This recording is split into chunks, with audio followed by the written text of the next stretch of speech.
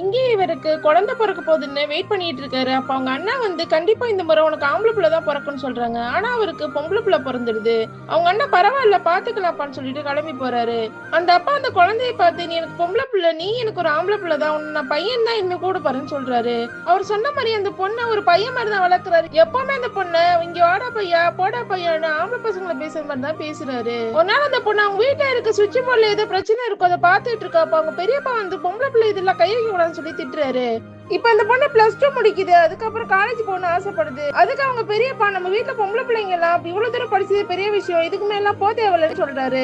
ஆனா அந்த பொண்ணோட அப்பா அந்த பொண்ணுக்காக போய் காலேஜ்ல பேசி சீட்லாம் வாங்கி அந்த பொண்ணு அந்த காலேஜை சேர்த்து விடுறாங்க. அந்த பொண்ணு காலேஜ் போய் நல்லபடியா இன்ஜினியரிங் படிக்க ஆரம்பிக்குது. அப்போ ஒரு முறை அந்த பொண்ணோட பெரியப்பா பொண்ணுக்கு கல்யாணம் நடந்துட்டு இருக்கும். அந்த நேரமா பார்த்து பவர் கட் ஆயிடுது. உடனே இந்த பொண்ணுதான் போய் எல்லாத்தையும் சரி பண்ணுது.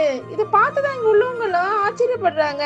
உடனே அந்த பெரியப்பா அவனோட தம்பி கிட்ட வந்து, நீ சொன்ன மாதிரி உனக்கு 2 பையன் இல்ல 3 பையன் தான், இன்னைக்கு ஒத்துக்கிறேன் அப்படின்னு சொல்றாரு.